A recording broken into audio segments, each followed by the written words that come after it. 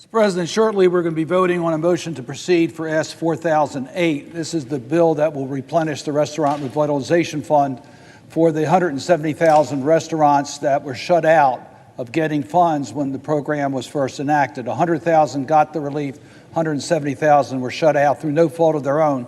So this is a matter of basic fairness. It's also a matter of need. These restaurants, many of which are ready to go out of business, they need the money to pay off their debts that they took out to stay open, and they're competing with restaurants next door that have gotten that relief, and they can't compete on a level playing field. This has been a bipartisan bill from the beginning. We started with this last August, a bipartisan group working on it.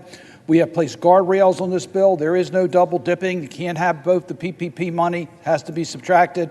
It has to be used for permitted uses such as paying down your debt or construction of outdoor seating or protective equipment.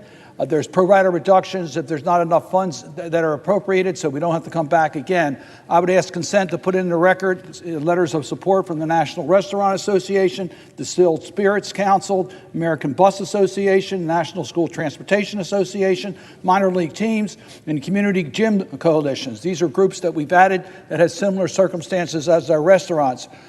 I know that there are members who want to target this, and so do we. We believe that we will be able to bring the cost of this bill down, but we first need to get on the bill. I particularly want to thank Senator Wicker and Senator Collins and Senator Murkowski for giving us suggestions, and we're going to permit amendments on this bill to bring its costs down. Senator Manchin has made the specific suggestion on making sure we prioritize the payment of debt. We also believe we can target this to the small businesses that need it the most. I want to thank Senator Ossoff. I want to thank Senator Murphy. I want to thank Senator King, our president there, and so many of our other members who have been working with us in order to get this bill to the finish line. I would urge my colleagues to vote for the motion to proceed. We need to, this is a cloture. This is not the final passage. This is to get on the bill so we can take up amendments, target it to those small businesses that desperately need it. We have offsets in the bill. It's a responsible bill. It needs to be passed. It carries out our commitment, and I would urge our colleagues to support the legislation. Majority Leader. Mr. President, thank you. Now, 2 years after the start of COVID, our country has come very far, but it would be a dreadful mistake to think the work is done. Today, the Senate should vote to move forward to give America's restaurants, local gyms, minor league teams, and other small businesses a much-needed lifeline. We will give our restaurants a much-needed lifeline to get back on their feet after the pandemic. Our restaurants and small businesses are suffering. They need help. This bill says help is on the way. These restaurants are the beating hearts of our communities.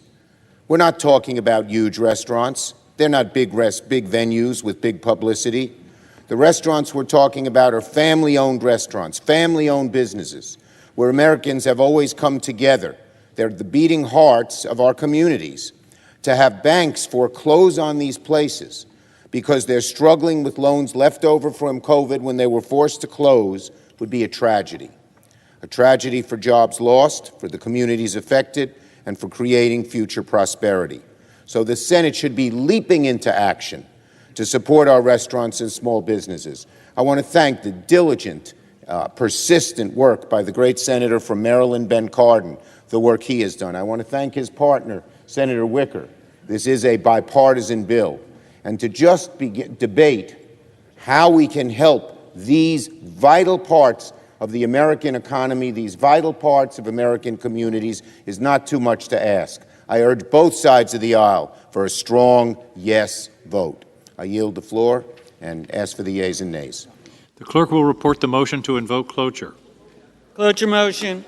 We, the undersigned senators, in accordance with the provisions of Rule 22 of the Standing Rules of the Senate, do hereby move to bring to a close the debate on the motion to proceed to calendar number 344 S.4008, a bill to provide COVID relief for restaurants and so forth, signed by 17 senators.